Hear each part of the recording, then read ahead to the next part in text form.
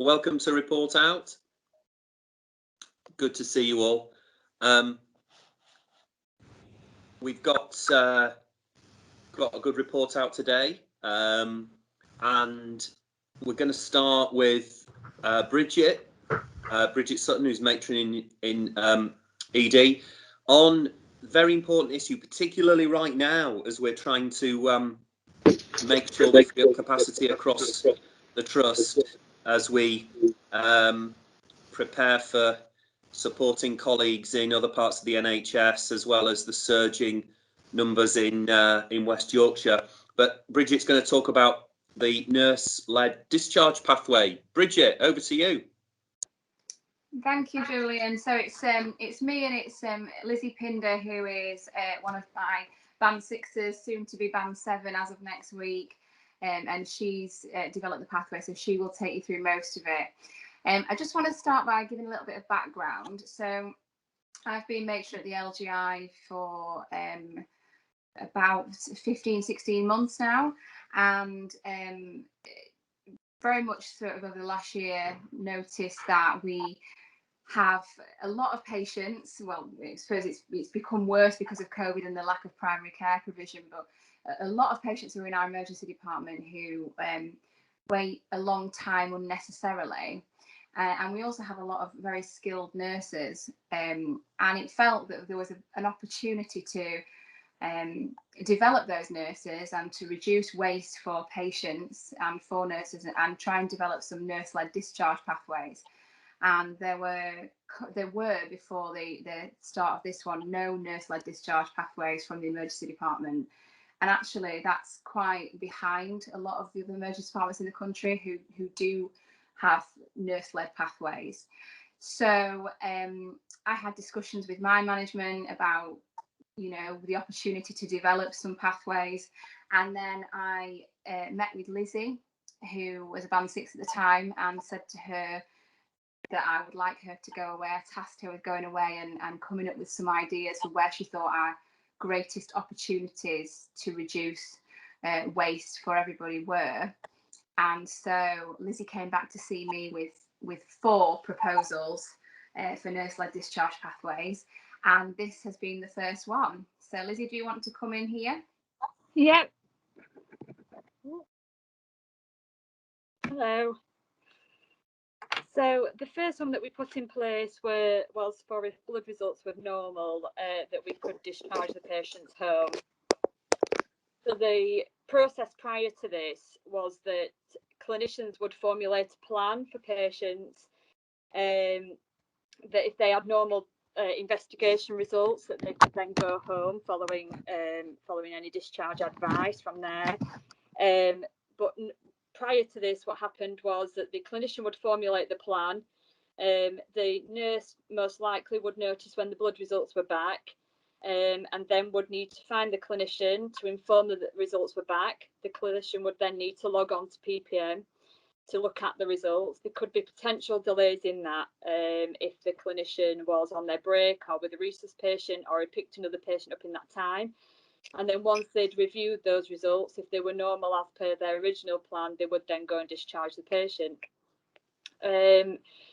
So we wanted to put a plan in place where the nurses could use their skills to recognise normal and abnormal results, and discharge the patient as per the clinician's documented plan on PPM.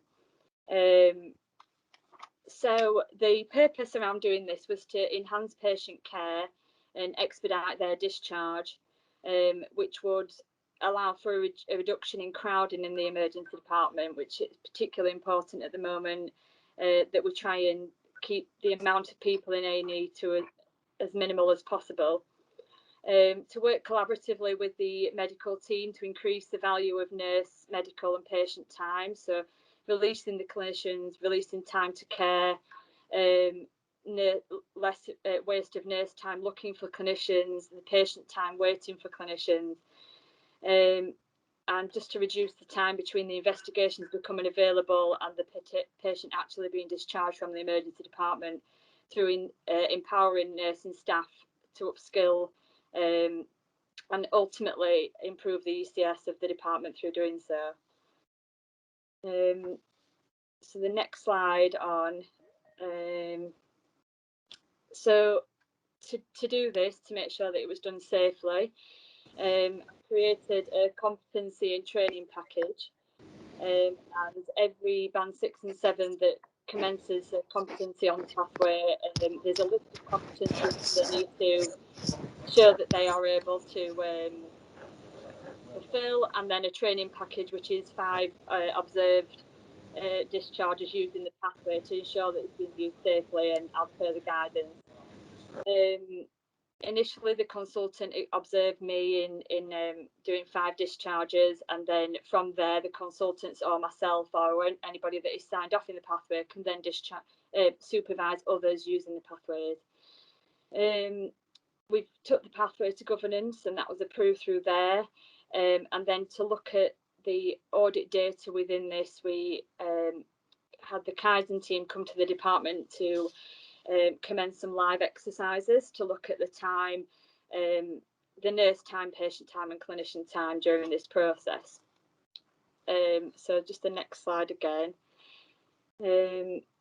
So from the Kaizen observations, it was found that there was quite a large range from 3 minutes to 55 minutes of a clinician to discharge a patient from their from them being made aware that their blood results were available. So they indicated that a nurse-led discharge would be beneficial in busier times in reducing that patient wait, and that it would be an upskilling project through education and training for nursing staff. And it was found within that there was 4 minutes of processing time and only 3 minutes of patient-facing time. So a long time that the patient was waiting for a very little interaction. So from here now, on the next slide, we've currently got 3 band 6s fully signed off on this nurse-led discharge. And then are competent to sign others off in their safe use of the discharge. And there's a further 5 that are about halfway through being signed off. So in the next couple of weeks, there will be around 8 band 6s signed off. And then from there, they will be able to sign others off as well. I've been keeping a log of the time the results have been made available on my discharges to the time that the patient is being discharged.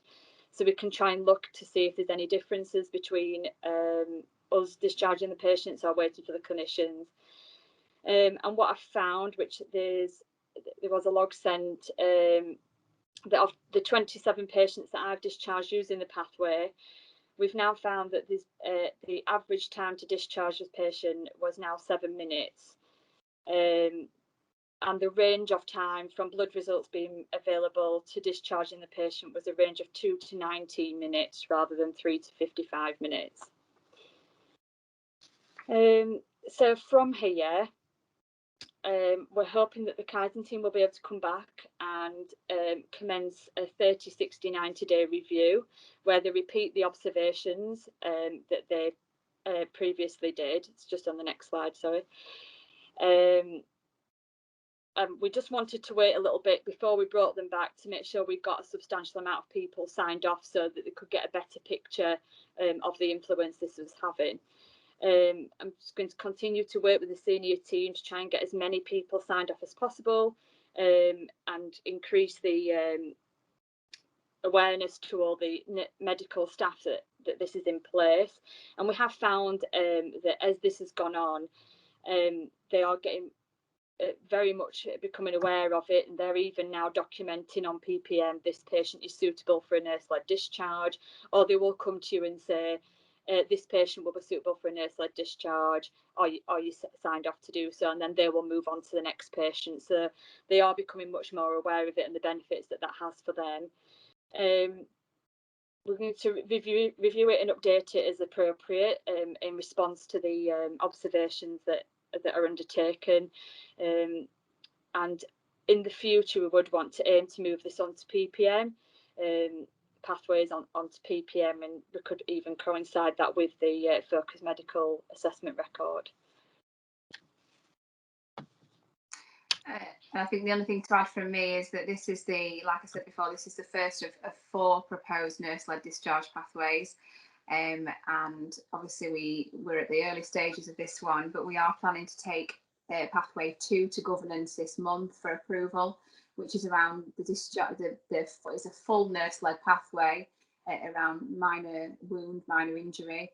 And obviously that's predominantly for the out of hours service at the LGI. So in hours, we have a minor injuries team who see, treat and discharge these patients, but out of hours, we don't have a minor injuries service. And we often find that we have patients presenting out of hours with wounds that need either gluing, stitching, things that, you know, the nurses are very competent to do. So the plan is to take that to governance this month and then commence the rollout of that one within the next couple of months as well. The 3rd and 4th pathway are around. So Lizzie, do you want to explain the 3rd and 4th? Yeah, so the 3rd pathway is around head injuries. That's quite a detailed pathway. All the pathways are mapped against the latest NICE guidance on treatment, and then an inclusion and exclusion criteria are developed. That's where I've developed an inclusion and exclusion criteria against what I would think would be suitable for a nurse-led discharge, or what would still need to go to a clinician.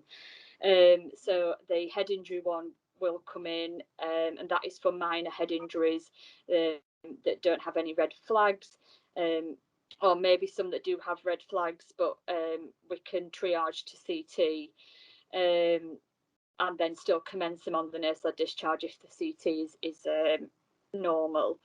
And then the final one was to look around alcohol intoxication, and just it's looking at just the simple attendance for alcohol intoxication, not alcohol withdrawal or alcohol dependence, just for alcohol intoxication.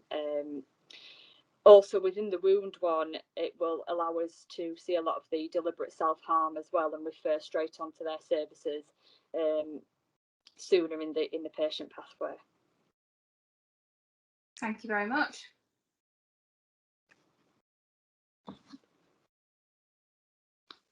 That's great. Really good. Bridget, I didn't catch your colleague's name. It's Lizzie Pinder. Lizzie. Well done, Lizzie. That was really good. Thank you. Great work, and looking forward to the 30, 60, 90 report outs, Bridget, and the work that you've got planned. Really interesting to see the analysis you did and the kind of small proportion of patient-facing time, and then what you did subsequently. So really good work there, Lizzie. Thanks very much. I'm sure there'll be questions at the end, but for now, that's great. We'll move on to the next item, which is advanced lean training. And great to have Lauren, KPO facilitator, being certified for advanced lean training. Many congratulations, Lauren. Great achievement. Did you want to say a few words? Yeah, thank you, Julian. I've just put together a quick presentation to outline one of the topics that I did. Right. So I'll just go through that quickly. So hello, my name is Lauren Baggett and I'm a KPO facilitator, and I'm going to discuss just one of my projects that I did during ALT, which is mistake proofing.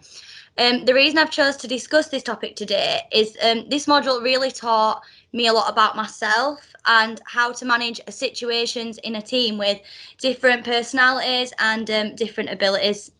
So Jim, next slide, please. Thank you. So sorry, I'm just doing the next slide on my computer as well. So I decided to focus on a piece of work that us facilitators as a team looked at, and this was about updating our training feedback from our customers onto our spreadsheets. So I started with a metric, unfortunately, of 100% defect rate. And after looking into why that was, I realised that there was actually no inspection going on with this piece of work. It was just something that was meant to be happening, but there was no one knowing if it was happening. It was being stored in all sorts of different places. Sometimes the feedback would be left in a folder. Sometimes it'd be pinned up on a board. So there was just really no standards in place. So I decided to look at this piece of work. Could I have next slide, please, Jim? So the first thing that I really wanted to look into with my team was implementing some clear instructions around the feedback and giving a standard of when this should be actioned. So I implemented a Kanban onto our production board that we already had in our team, which, as you can see on the screen, it said on the front of it when it needed to be actioned, and then on the back I added instructions onto where the different feedback spreadsheets were saved, because we deliver so many different sessions, it doesn't all go on one spreadsheet, and to new starters that can be quite confusing. So I added the instructions onto the back of the Kanban, along with an instruction to find the standard process description that I'd also wrote on how to fill in the different types of feedback. So we, as a team, we decided to try this process for about a week, which normally we would trial our PDSA cycle a little longer, but we started to realise that feedback was still being missed and our rate wasn't going down, not even a little bit. So I decided to sit back down with my team and discuss if there were anything else that could maybe make it a bit easier. So that's when visual control came in as well. So I decided, as you can see, there's some signs that's to do and empty. And it was just a really simple thing. We just got a green basket and we just stuck to do and empty on either side, and just asked the specialist when they'd bring the feedback back from their sessions to put the feedback into the basket and slide it round to the to do, so it wasn't hidden somewhere, we could still see it. So we reviewed that for about a week, but we started realising as much as we could see the to do basket had things in it to do, that doesn't necessarily mean it was being done. So I sat back down with my team again, and what we actually realised after having an honest and open conversation was that sometimes the work wasn't being done because there wasn't the capacity for it to be completed. So I decided, after having a discussion with my team and hearing what I was hearing, that an abnormal status board might come quite in handy at the end of our huddle. So we decided to start reviewing the day before in our huddle. So if the Kanban wasn't completed, the person who it had been assigned to could easily speak up and say, I'm really sorry, I didn't have the capacity. And that would be moved onto our abnormal status board, and one of the other facilitators with capacity that day started to pick up that piece of work. So after implementing all these different things, we started to get somewhere, and these open and honest conversations really started to happen. And eventually it got to the stage where people didn't need to get to abnormal status in huddle. They started just feeling really comfortable there and then throughout the day to be like, hi Lauren, I've got a piece of work that needs doing, a piece of feedback. I've got really bad capacity today. Would you be able to do it? So from these conversations, next slide please, Jim. We managed to get it down to a 0% defect rate, which is 100% improvement rate, and up to level 4 of successive check, because with the abnormal status and checking the day before, there was someone always checking that the piece of work had been done, and we'd made it a lot more visual. So yeah, the lessons learned, I think, throughout working on this assignment was just how important it is to have different ways of working for different people. A Kanban might work for someone and visual control sheet might work for someone else, but if you don't have the settings to have them safe conversations about speaking up, you can make the piece of work as visual as possible, but you still might not have the capacity to do it. So it really linked with, for me, resonated with walking in their shoes. I think before I started, this was one that I'd quite honestly admit I needed to work on. And I really had to do that whilst implementing this piece of work. So yeah, I just wanted to share that with you all, guys. Thank you. Great. Thank you very much, Lauren. Excellent work. And well done on your advanced lean certification. Thank Great you, work. Julia. Brilliant. Really adds depth and strength to the team. So let's move on then to Matthew, another KPO specialist, Lean for Leaders and ALT certification. Matthew. Thanks, Julian. Hello, everybody. My name's Matthew Watkins. Been a KPO specialist since April 2019. And I'm going to very briefly talk about some of the insights I've gained through the learning, briefly about a rapid process improvement event that stopped and started again, and about something called Limb Community. Next slide, please, Jim. So in terms of lots of insights, but so Leeds improvement method means that you're always learning. It might not always be easy what you're learning, you know, and when data reveals itself, you know, there's all sorts of interesting processes that are going on in terms of, you know, what you're learning. But data and insight comes at you all of the time. But it is about people development, or it's about developing people, you know, into the best leaders that they can be. And although it uses, you know, it provides you with a really useful set of tools, they are quite simple tools. But the key bit is to get that this is a leadership system, and with an underpinning philosophy that, you know, that we believe that people, you know, should be empowered to improve the work that they're doing. You know, and the tools are useful. The tools that you learn are useful. But developing ourselves as leaders, you know, and visibly practicing the method is what leads to that sustained improvement. And this key principle about respect for people that we learn when we're doing the learning, it's that you know, the tools without respect for people don't add that much value. You know, everything in the Leeds improvement method is connected by the need for respect for people, for colleagues, for patients, and it can't be effective. You know, without that, and the method helps you to recognise that your key role as a leader is not about jumping in there and fixing stuff. It is absolutely about, you know, being one of the people in the team that frames problems and creates teams of problem solvers, you know, at every level of the organisation.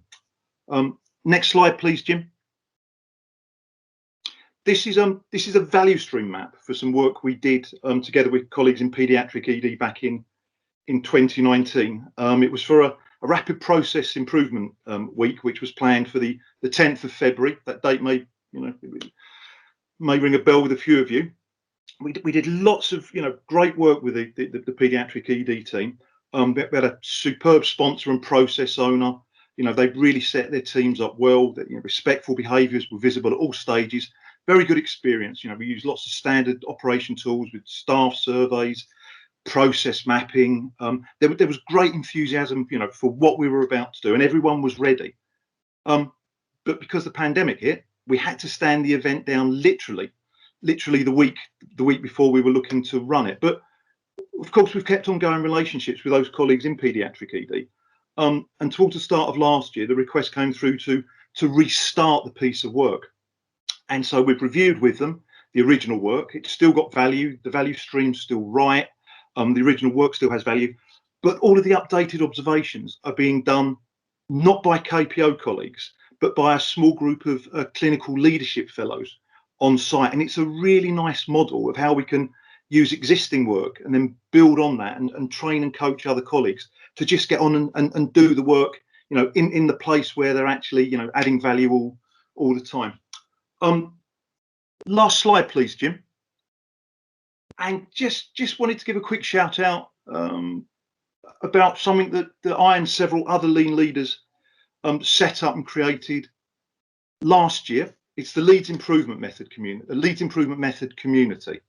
It's a community of practice and interest that's open to all colleagues. You know, and that includes Leeds Improvement Method graduates, you know, current students, but anybody who's interested in improvement. It has members from CSUs and corporate services trust-wide. We did a really great executive Gemba walk where we, you know, fully aligned the community with some, you know, key trust priorities. Meets monthly, very informal, very supportive, has good links into the Trust QI network. And if anyone wants any more information or you know, to get involved, just drop me or the KPO a line, send us an email. And that's me done. Thank you. Great, thanks very much, Matthew. That's great. And I'd endorse and recommend the Leeds Improvement Method community. Absolutely.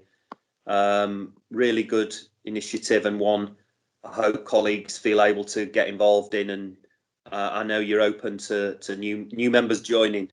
So that's been great. So we've heard I think some really good inputs today, some report outs on nurse-led discharge and advanced lean training from Lauren and Matthew. So opportunity for questions. Jenny. So massive congratulations to Lauren and Matt. Well done. I've just popped some things in the chat. But my question actually was for Lizzie.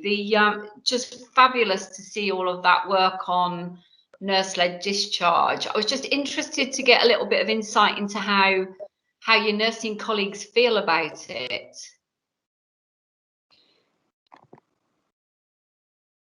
Hello. Yeah, I think initially a lot of people were very much enthusiastic and wanted to be involved in it. I think they too can see the frustrations that they have in finding clinicians, and they'll say the results are back and they can just tell them, and it does make it much more streamlined for them. I think on the flip side, some were quite apprehensive about it, but once they'd actually gone through the pathway and seen the simplicity, and once they've started getting signed off, they very much want to continue to get the others signed off. Fab, brilliant. It's great work, really brilliant work.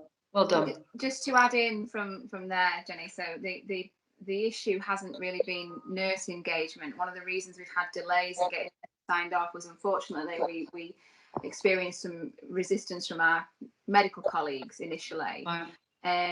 Due to that, I think a change in working. They felt concerned about the governance around it, and so we've had a little bit more resistance than we initially expected from some of our medical colleagues. However, we appear to be now on top of that, and they seem to be working with us much more. Brilliant. Okay, and I guess, people will be nervous of change, won't they? And they will be worried about risk. So I really appreciate, you sticking with it, helping colleagues to work together is key, really, isn't it? And sometimes it's just got to be done in order to be able to prove it can be done and to build confidence around it. So really, really good work, both of you. Well done. Thank you. Great, thanks, Jenny. Anthony, Tony. Hello, everyone. I know it seems that I have to contribute in order to survive, but part of the problem is that for some reason I no longer have access to the chat box. So perhaps somebody could pick that up and have a look, because traditionally I have, but the last couple of weeks I haven't. So anyway, my comments are this. First of all, congratulations to Lauren and to Matt, both of them fascinating and so authentic from my experience as a patient partner to the KPO team. So indicative of the type of work that is being done, and great. With regard to the LIB community, which I've been empowered to participate in, I would like to just confirm everything that Matt said and mark it up as something which really is a valuable contribution to the work of the trust. I think it's wonderful. On Matt's comment about leadership and the importance that we empower people to be leaders is absolutely right. But alongside that empowerment of leadership is the need for companionship. It's not just leadership, it is a companionable leadership that's needed, because leadership can very easily become a top-down approach. So you've always got to be alert to the fact that you're journeying with, and that's about companionability and respect, and also about being compassionate leaders. Finally, I'd just like to say that the biggest contribution I'd like to make is in relation to the nurse-led discharge. This is wonderful. Those of you who know me well will know that this is extremely close to my heart, and will have heard me talk at RPIWs about really in life what we are given is a lifetime. Listen to those words, lifetime. The gift of life is a gift of time. One of the biggest wastes within healthcare is time. The amount of time that patients spend sitting around doing nothing. to the point where we've actually created spaces for them to do this. We call them waiting rooms. And the amount of time that patients waste is phenomenal. That waste has an enormous impact on the efficiency of the service. It completely undermines the capacity of the service to respond in a timely fashion to the needs of its patients. So what you're doing there in that nurse-led discharge is fundamental to transforming what we're about. And I just want to congratulate you. I think it's wonderful. Great. Thank you very Thank much. you. Thanks, Tony. That's great feedback. Appreciate that. I'm sure Bridget and Lizzie will. Any other questions? Oh, let me just check the chat. Yeah, lots of good feedback there for everyone. Can't see any more questions in the chat. Nice comments for everyone from today's report out. So I think we're just over time, so we'll draw a line there. Thank you everyone for attending. Really good report out this Friday lunchtime. It is great to do these, even though we're doing them obviously necessarily virtually. Still good we're able to keep up sharing the great work that's going on across the trust with the Leeds Improvement Method, and look forward to seeing you same time, same place next week. Thanks very much, everyone. Take care.